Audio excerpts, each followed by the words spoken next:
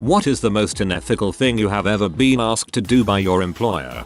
Worked the night shift at a shady motel, was overlooking the security cameras and spotted a guy breaking into a truck. I called the cops. While on the phone with them, I witnessed the owner of the truck confront the man. The man got all stabby with the owner and got him pretty good in the gut. Stabby takes off, so I go out to render aid to the owner of the truck while the authorities came. Once the paramedics took over, I called my boss, who tells me not to give the cops any testimony or access to the cameras. I did the opposite of this, because my boss was a major butthole anyway. I used to deliver furniture. I wasn't asked to do something just unethical, it was straight illegal. We were regularly asked to do deliveries well beyond the time the dot said we were allowed to be in the truck. I finally printed off several copies of the laws and would hand them to the managers anytime they asked. I found out after I left they had the new crew work something like a 37-hour shift, driving a box truck. They're lucky no one ever died. This is rampant in the trucking industry, especially with companies that do direct hire and local regional deliveries. Not really unethical, but when I was a call receiver for AAA emergency roadside service, we had a script we had to read for every call. In this script, it would offer suggestions based on what type of service was being requested. Need a tire change? We were made to offer to bring you to a local mechanic to sell you new tires. I would frequently get a talking to because my call times were too short. I am sorry, I thought these people were calling because they are broke down somewhere and need emergency service, not a freaking sales spiel. Especially when they started the call with "my cell is about to die, please help." I quit 2 weeks shy of a year. That was a stressful environment. That's beyond awful. What the frick? I'm GM at a restaurant and was asked by my area manager to purposely short people's hours in order to make sure we come in on labor costs. But hard no from me, and if I find out that it has been done anyway, I will be reporting it to the operations director. Never mess with anyone's money.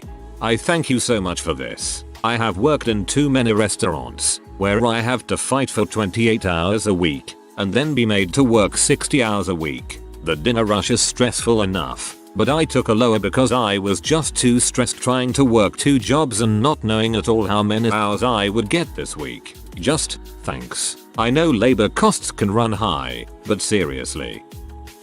At a job interview I was asked, how would you rate your comfort level with breaking the law? I said, I don't know, 1, 0, whatever the lowest option is. I'm not going to do it. That was the end of the interview. Worked at a gas station in college. The manager was the son of the owner and basically got to come and go as he pleased. He had it pretty good. The store was open 6 AM to 11 PM. He would stroll in around 8-9 AM and take care of a few things. Most days, he was out the door by 1 PM at the latest. Then his dad sold the store. He stayed on as the manager, but he suddenly had new rules he was expected to follow. He had to drive around town twice a day and report the gas prices from a half dozen other stations in the area, which he never did and always forged. He was expected to work 50 hours a week, and when new ownership found out he was barely working half as much, they made him start clocking in and out despite being a salaried employee. Well, that lasted maybe 2 days and he started forging his time card. He would come in around 8 AM, leave at noon, and come back at like 6-7 PM just to punch out. That lasted maybe a week and then he started asking employees to commit his time card fraud for him. He would have someone clock him in around 6 AM when the store opened, and he would call the store around 5-6 PM every day and ask someone to clock him out. Looking back on it, I'm more bothered about it now than I was at the time. I didn't even realize I could have easily been fired for helping him commit fraud like that. Photoshop tires of a tractor. One tire is worth about 3,000 euros, so they looked demolished and the boss could get a second set of tires for free. Raw fraud. Lie to customers to lure them into what was basically a scam. The job was technical customer support. We were supposed to help people with real problems. Turned more and more into a sales job, with the problem solving being an important side note. Oh, the phone you received doesn't work? Well, I'm sorry. Here, have this crap that will cost you money after a month for free. No, I don't have time to solve your issue, sir. I have another customer. Please try turning it off and on again. Bye. This feels very Comcastic. Sell a $1,500 furnace, installation included, for $5,000 to her old lady because she'll never know she's being ripped off. Funny side note, that guy is in jail for money laundering and embezzlement now. Worked in clothing retail. Some of our jeans were found to contain carcinogenic dye, and we had to box them up and put them in the back room until we could send them away. No problem. We put away like 4, maybe 5 boxes. Almost a year goes by and those jeans are still out there. Finally, head office sends through a list of instructions on how to label them in order to send them away. Thing is, the instructions are really sketchy. They weren't sent using the official HO email, and they explicitly tell us not to inform the delivery driver what is in the boxes, that we can't use the usual delivery labels we use, and not to write anything about recall or hazard or anything of the sort on the box. Anyway, delivery driver rocks up and he immediately knows what's up because we aren't using the labels we're meant to be using. He tells us he can't take the boxes, and we say fine, we're casuals. The boxes sit there a bit longer and our area administrator gets on us to force the delivery guy to take the boxes. I do a little research. Carcinogenic jeans aren't meant to be transported in the regular delivery truck. Our company has got to pay for a different service because they're classed as hazardous material. The company wanted to save money on the products they'd already lost money on by sending it through the regular delivery channels. Eventually the area administrator had to come in and pick them up himself. I wish I had told the delivery driver so he could have reported the company to his company. Sounds like a valid OSHA complaint there.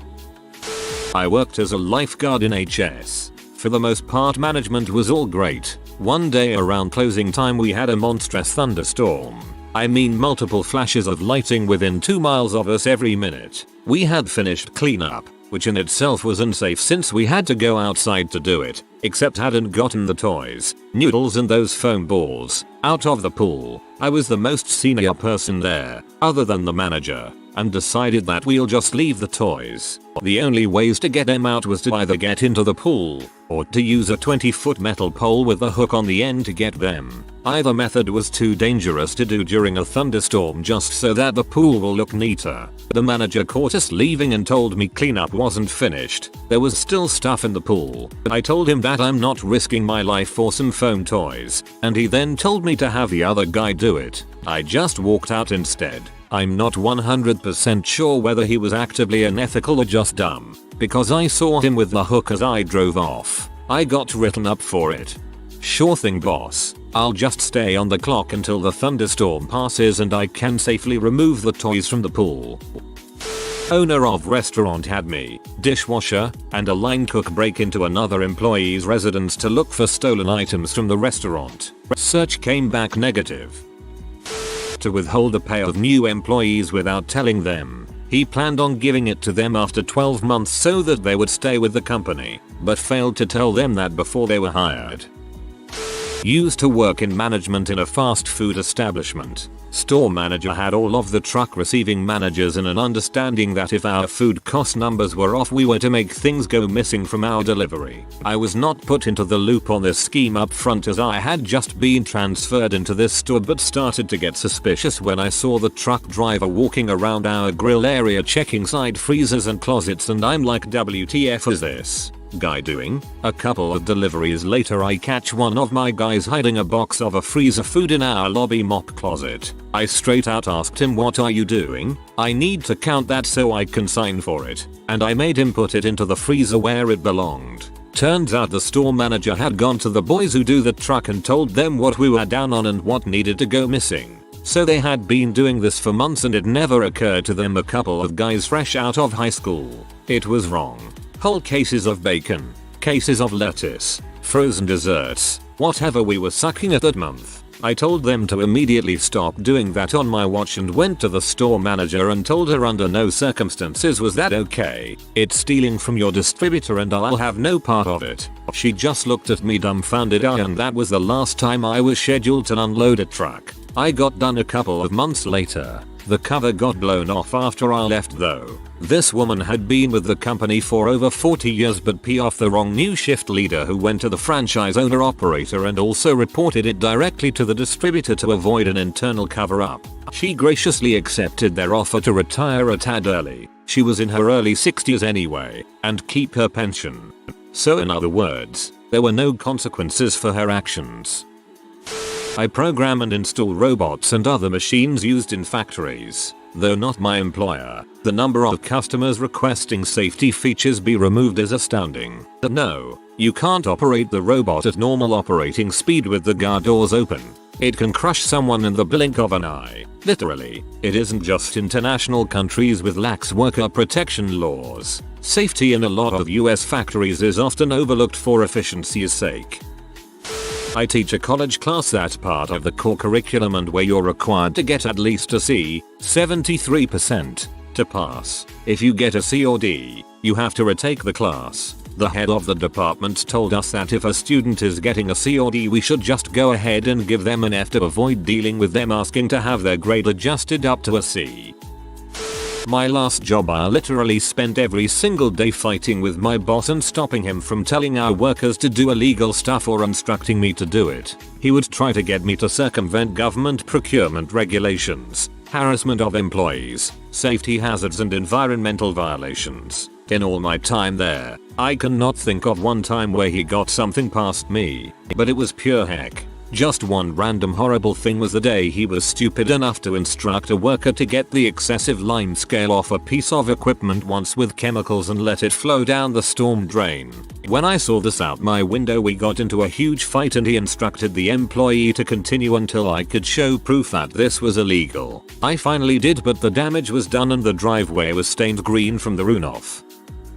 I live in New York State. We have what's known as a 3-hour rule here. Pretty much it's a rule where you cannot be scheduled for anything less than a 3-hour shift unless you volunteer for it. If you are working your shift and have not reached the 3-hour point, you can't be told to go home yet. You have to volunteer. Otherwise, your business would need to pay you for a full 3-hour shift, even if you didn't work it. I worked for a certain sandwich company that delivers very quick deliveries in one of their breakthrough stores in upstate New York. We were asked by our area manager to ignore this rule. I didn't. I would ask people if they wanted to leave, and if they said no, I would just say okay and move on. Eventually they figured it out. Frick that company. Jimmy John's is on its freaking way out, man. The menu is maximized as is and the food is just crappy Cisco meats on dry French bread. Not super unethical, but once I worked with a catering company that would sell fried chicken for larger parties' weddings. Thing is, we didn't have a deep fryer, so where did we get the fried chicken? From the gas station down the street, of course. TBF, it was amazing fried chicken, but we never told anyone where it came from because people don't like hearing the expensive food they paid for came from a gas station. That sounds expensive. Even if you marked up the chicken a ridiculous amount, you're still not making anywhere near what you could if you would have gotten it from a restaurant supplier. The gas station marks up the chicken to sell to you, so you're overpaying for the chicken already. I wouldn't say it's unethical, but definitely not smart financial wise for the catering company. Worked in a restaurant. A server dropped a plate of food. My boss saw and made her pick it all up, put it on a new plate and serve it. Not me, but my friend got a roofing job when he was 18. On his very first day he fell off a roof and wasn't wearing any safety gear. He broke his leg and the boss drove him to the hospital, but when they arrived he told my friend to act like they were a gay couple and that they had an accident at a park. I think he offered my friend money as well, but in the end he ended up taking workers' comp.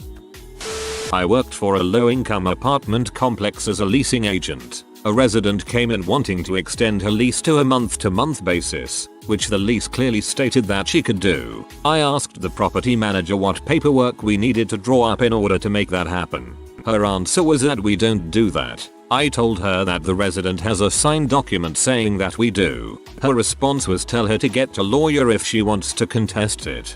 I wonder if that's the kind of thing for which treble damages applies. Clean the ceiling above the area where all of our pizzas are cut and boxed up. This would have resulted in chemicals raining down on all the customers' food. I told him no. Worked at Dunkin' Donuts and a lady had asked that we not put cream in her coffee as she was allergic. Well, of course the shift leader at the time made it with cream and told me to give it to her anyways as she didn't feel like remaking it. I reported her to the manager. Worked as a leasing consultant in college. Student housing. We pre-leased apartments for about 11 months before our big wave of move-ins before the new year started. We had a lot of low-income first-generation college students come in and lease with us, and they bring their parents and family members with them for support and to celebrate such a milestone in the family. Anyways, we had a program where if the kid was getting financial aid through the school to assist with housing, we would postpone their first rent payment until the university issued them their financial aid checks. These usually come within the first 2 weeks of the semester. When the resident got their check, they had to give us 3 months rent in one go. Super common in college environments and is sometimes the only way a low-income student can live on campus. Anyways, Cooperate comes down about 2 weeks before move-in to make sure that everything goes smoothly and finds out that we have been having these kids and their families sign these documents agreeing to postpone their first rent payments until they got their financial aid. We literally had hundreds of these kids who agreed to sign with us because we had that program. Corporate told us to get on the phones and call every single person and tell them that that document they signed with us, in some cases almost a year ago, would not be honored and that they would not be allowed to get their keys and move in without money up front. Move-in was in less than 2 weeks. Bull crap. I told my boss to have me do anything else. Work with the maintenance team. Go out and market. Anything.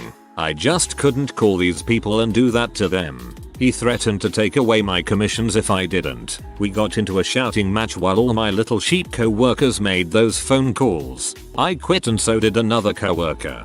There needs to be a subreddit for things like this that are scary as an adult but not to a kid.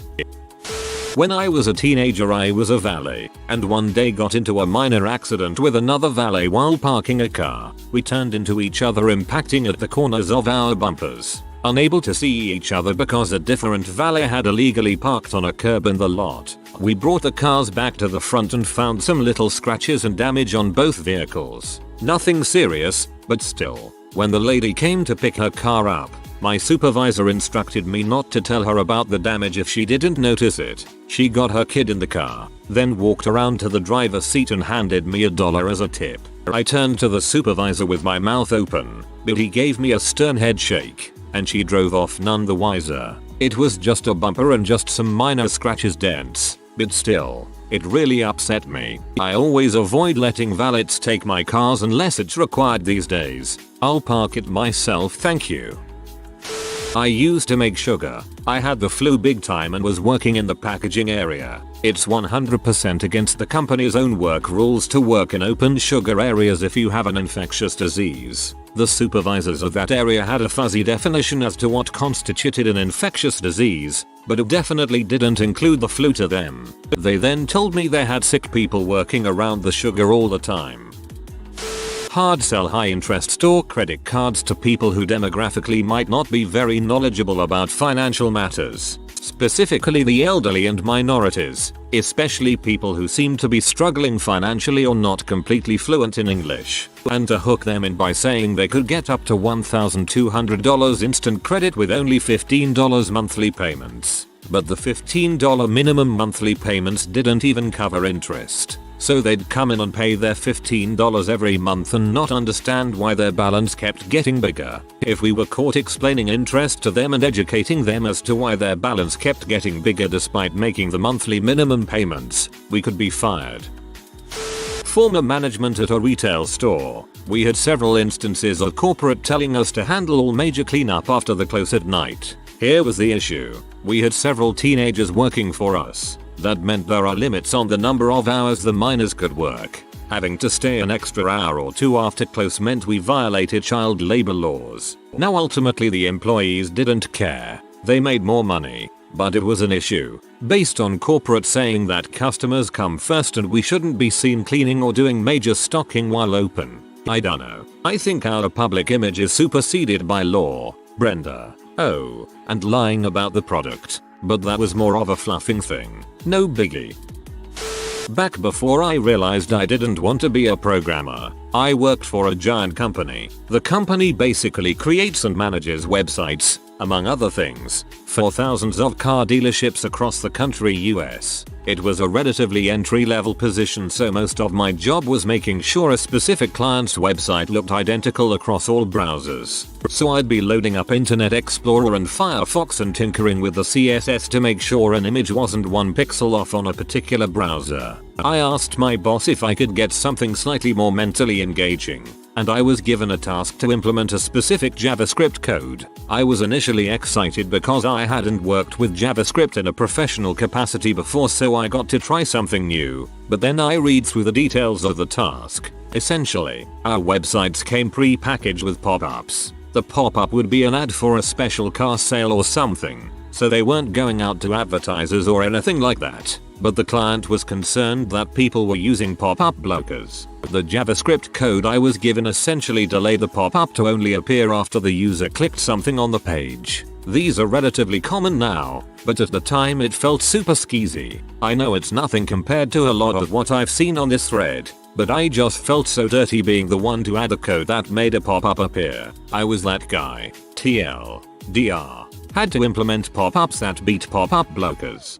Let me put your mind at ease, those still get blocked.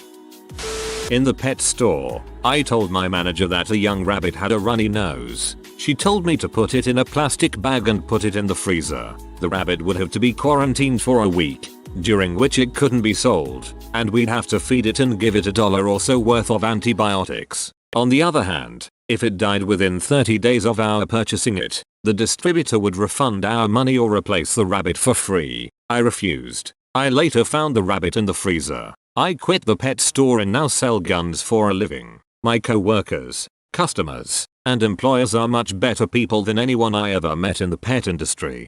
OMFGs. I wouldn't have done that either. We used get long-haired hammies with wet tail by the dozens. Squirting that pink crap into their little mouths whilst they try to kill you was so much fun. But we managed to save 75% of the sickies. Your manager seems to be like my old manager. Freaking clueless and no heart. I've cried about too many animals to count.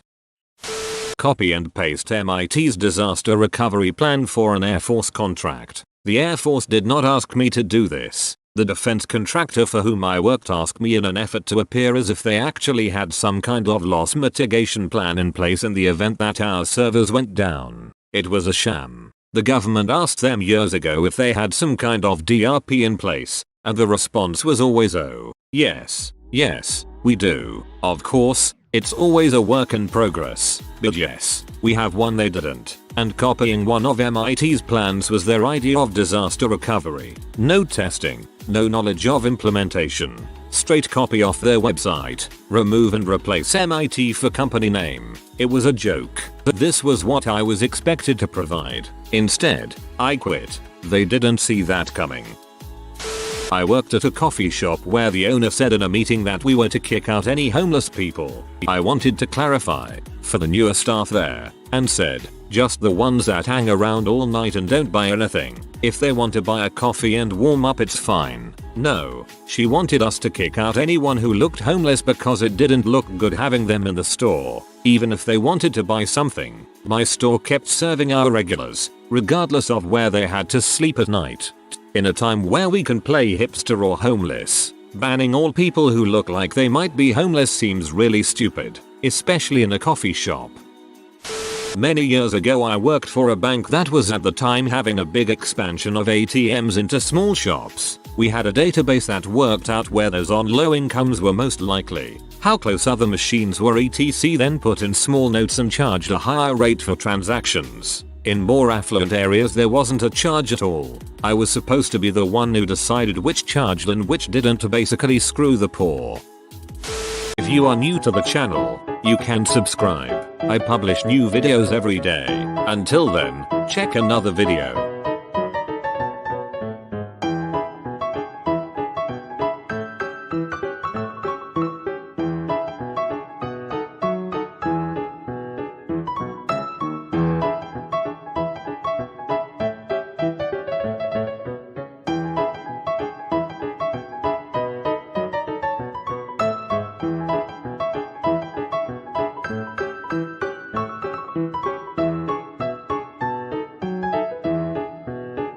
Bye for now.